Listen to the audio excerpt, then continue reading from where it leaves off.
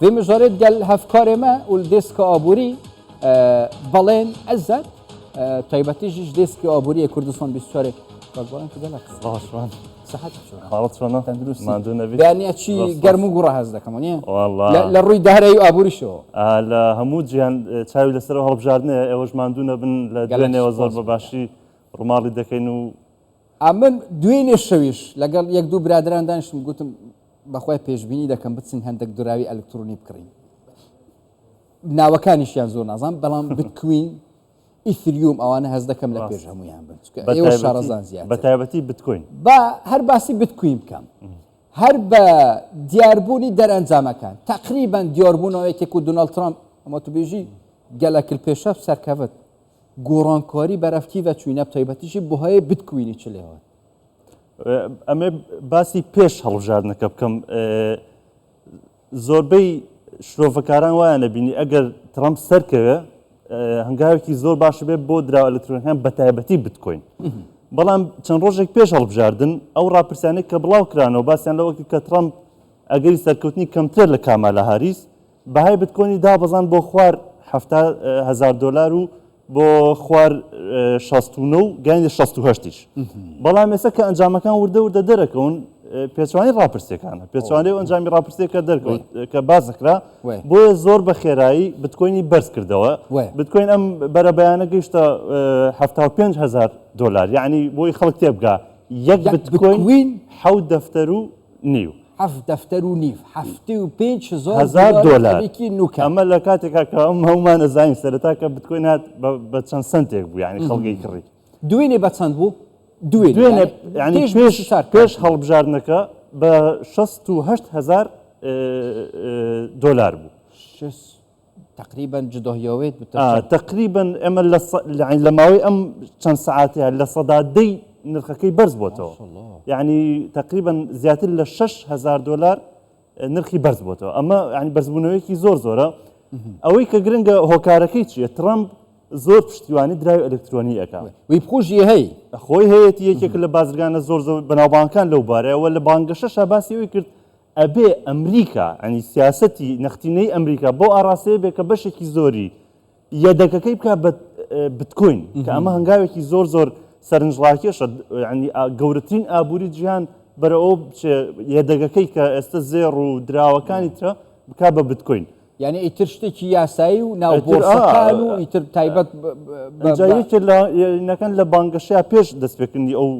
هاڵمەتە گەورەی بانگەشە بتکۆین بەشداری لە کۆنگرەی بتکۆین ناکرد ئەمەش هەنگاوێکی تازە بوو هەر ئەو کاتیش کاریگەری لەسەر نرخی بتکۆین هەبوو پێشبینیەکان چیەڵێن ئەڵێ ئەگەر ترامپ ئەو سیاسەتی کە هەیەی بۆ مەسلەی ئابووری و بە تایبەتی بۆ دراوە ئەلکترۆنیەکان و بتکۆین ئەگەر جێبەجێ کاوکو خۆی لە ماوەیەکی چەند مانگی داهاتوە بەهای نرخی بتکۆین بەرەو $100,000 هەنگاون یعنی یەک بتکۆین بەرەو دەفتەر هەنگاو دەنێت ئەمە ئەنی یەکێکە لە پێشبینیەکان ئەگەر ترامپ بتوانێت پابندی ئەو بەڵێنانە بێت باسی نرخی ئێستای بتکوین بکەم ئەمە نرخێکی پەیوانەیە یان پێشووتر گەیشت بوو ئەو نرخەیە ئەمە بەرزترین نرخی بتکۆینە لە مێژووی خۆیدا نەبووە یعنی هیچ کاتێک نەبوو بۆ چەند پێشتر تا هەفتە هاتە 1970 بەڵام ئەو جارێتتر ئەو 75 کە تۆماری کرد بەرزترین ئاست بوو بەڵام لە ماوەی پێشوە بەردەوام بتکۆین لە ناجێگیریا بووە بە تایبەتی لەو کاتەوەی کە بانگەشەی هەڵبژاردننی ئەمریکا دەستی پێکردو و ئەگەری دەرچوون یەکێک لە سەرۆکەکانە هاتە بەرباز بەردەوام بتکۆین ناجێگیر بووە بەس ئەگەر وابێ لە داهاتوودا ڕەنگە بتکوینیش بەش بکرێ سنتی بتکوینی پێشبینی وا هەیە پێشبینیەکان زۆرن بە تایبەتی پێشبینە لەسەر چی ئەوەسن ترامپ تا چەند پابندە بێ بۆ بەڵێنانی کەیاوێت بۆ منە ئەو سیاستی کە هەیەی بۆی بتکۆین بکاتە بەشێک لە یەدەکی ئەمریکا ئەمە ئەکادیانە ئەو ئەگەریکا بە چ قەبارێ ئەیکا ئایا لە بۆرسەکانی ئەمریکایە لە بازارە داراییەکانە بازار کاخەزدارەکان چۆن ماوەڵە لەگە بتکۆین نەکرێت ئەمە بڕیارەیە داهاتوی بتکۆین چی لێ دێت ئێستا ئەوەی کە هەیە بەس بانگەشە بۆ تا ئێستا باش بەڵام پێشووی بچینە سەر دولار دەمەوێت باسی وە بکەم لە ناو بازاری ئابووری و دارایی و بتکوین بە تایبەت دراوە ئەلکترۆنیەکە هیچ باسی و دەکرێت ئێستا ئەوەیە تو دەڵێ 7 دەفتەر و 50 وەرەقە زەحمەتە یەکێک بتوانانی بتکوینەی بکڕیوە نییە هیچ پێشبینیەک هەیە دوای ئەو سەرکەوتنی ئیتر بیر لەوە بکرێتەوە بە تایبەت دوای دەرچوونی دۆناڵد ترامپ ئیتر 100 دلاریمان هەیە 50 دلاریمان هەیە 1 دلاریشمان هەیە 10 دلاری ئەوانشمان هەیە ئێستش ئەوەش هەیە بتکوینیش بەش بکرێت ئێستش لە بەشێک لە ئەو سەکۆیانی کە مامەڵەی دراوە ئەلکترۆنەکان دراوە دیجیتاڵەکان تیاکرێت ئەتوانی پشتێک لە بتکوین بکڕیت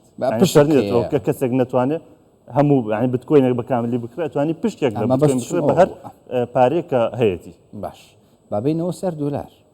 دلار ڕۆزعی چوونە وڵات دۆلاریش ترامپ لە مەسلحەتی دۆلاریش بوو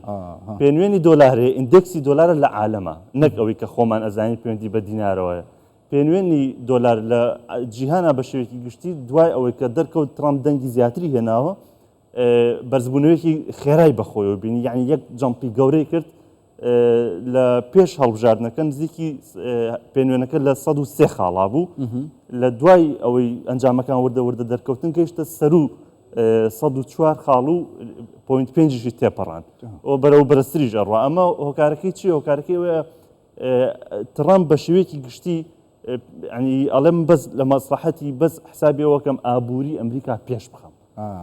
ئەمە پەیوەندی بە مەسەلەی ڕێژەی لە مەسەلەی دۆلاری با پێک و بستین لەگەڵ وەزعی عێراق و ئەوانەیە یعنی ئەو کاریگەریەی دۆلار لەسەر عێراقیش دەبێت ئێستا مەسەڵەن بۆ نمونە ئەو ڕوو بازاڕی دۆلار لە عێراق چوون بووە چی لێ دێت ئەگەر وابێت ئەوەی کە پەیوەندی بە ئیندێکسی دۆلارەوەی لەسەر دینار کەمتر کاریگەریە لە بەری دینارێکێک نییە لەو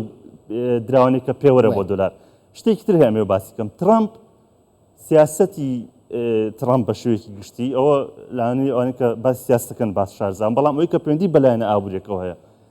کەمترین پشتبەستنی هەیە بە سزای ئابووری بە پێچوانەی دیموکراتەکانە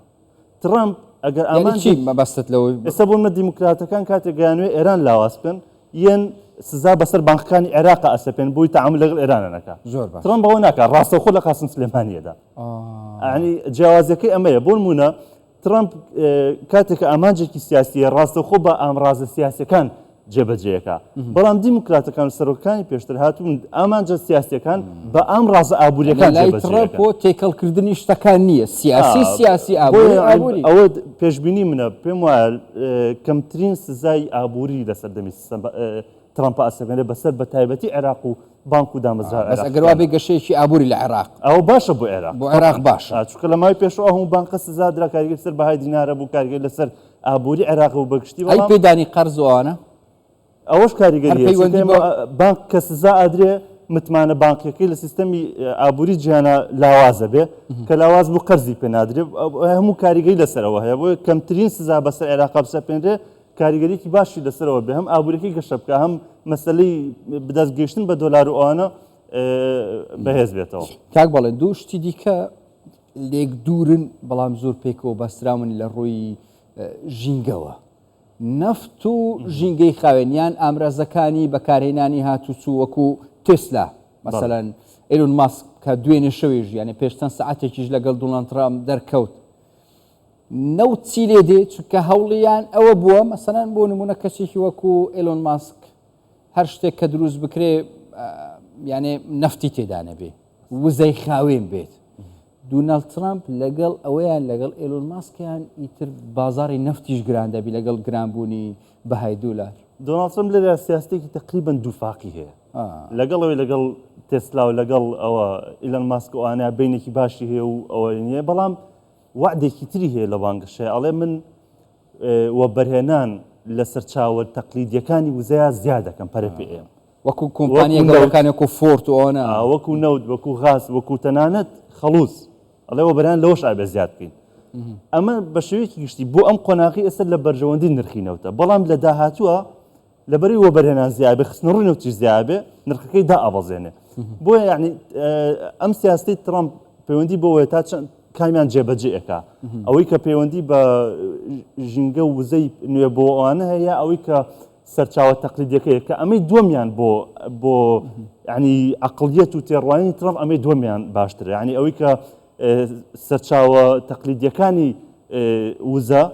لەگەڵ سروشت و عەقڵیەتی ترامپ ئاگونجێن بۆ لەبەرەوەی ئەو بازرگانە لەوە بەرهێنانەوە هاتۆتە ناو سیاست وە بەرهێنەریش بازرگانیش چاوی لەوەیە بە کەمترین تێچوو زۆرترین قازانج بەدەستبێنێ بە ئاسانترین ڕێگە بگات بە زۆرترین قازانج ترامپ ئەمەیان هەڵەبژێرێت یعنی ئەوە پێشبینی منە ئەوە هەڵەبژێرکەوە بەرهێنان لە نەوت و لە سەرچاوە تەقلیدیەکانی ترا زیاد بکات بۆ ئەوەی ئابووری وڵاتەکەی و سەرچاوی داهاتی وڵاتەکەی زیاتر بکات ئەمێ باسی ئەم ڕقەمانە بکەم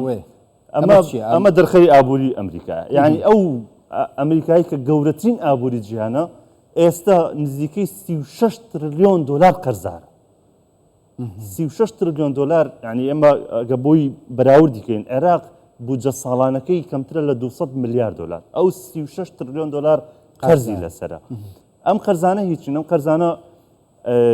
بەشێکی زۆری قەواڵی داراییە بەشێکی زۆریش قەرزی کۆمپانیاکانە قەرزی دامەزراوە داراییەکانی تایە ئەنجا ئەوەی پێشبینی ئەکرا پێش لە کاتی بانگەشەیە ئەوترا ئەگەر ترامپ بەرنامە ئابوووریەکەی و خۆی جێبەجێ بکات و دەرچێت و بەرنامە ئابووریەکە و خۆی لە ماوەی 10 ساڵە قەرزەکانی ئەمریکا 7.5 تریلیۆن دلار زیاد دەکەن نزیکەی 8 تریلیۆن دلار بۆ ئەم 36 زیاد دەبێت بەڵام ئەگەر کەمەلا هاریس دەرچێت بەرنامە ئابوووریەکەی جێبەجێ بکات قەرزەکانی ئەمریکا لە ماوەی 10 ساڵە 3.5 تریلیۆن دلار زیاد دەکەن ئەمە پەیوەندی بە چی وایە بەرنامە ئابوووریەکەی ترامپ لە بەرژەوەندی پێشخستن و گەشەسەندنی ئابووری وڵاتەکەیەتی کەمتر بیر لەوە ئەکاتەوە قەرزەکان زیاد بکە ڕێژەی سو ئەوانە ترامپ حەزی لە یەک شتە بازار جوڵەی تیابێ ئەمە ینی ئەو فکرە بازرگانیە کە خۆیەتی گرنگەوەی بازار جوڵەی تیابێ حاضرکەین بۆ گۆڕۆنکاریەت ئەنجایەکێکە لەوانەیە کە بینی لەگەڵ وەزارتی گەنجینەیە زۆر خراپە بینی لەگەڵ بەڕێوەبەری ینی سەرۆکی ئەنجومەنی یەدەی فیدراالیە زۆر خراپە کێشەی لەگەڵ ئەمانەیە بوو لە کاتێکا کە لە کاتی دیموکراتەکانە گەنجینە و یەدەگی فیدراالی ئابووری ئەمریکا ئاراستەکەن گەلک سپاس ئەفکاری مەش دەستکەوە بۆری کە بەڵێن عزت میکۆ گەلک سپاس زۆر سپاس بۆ گەلک خێرات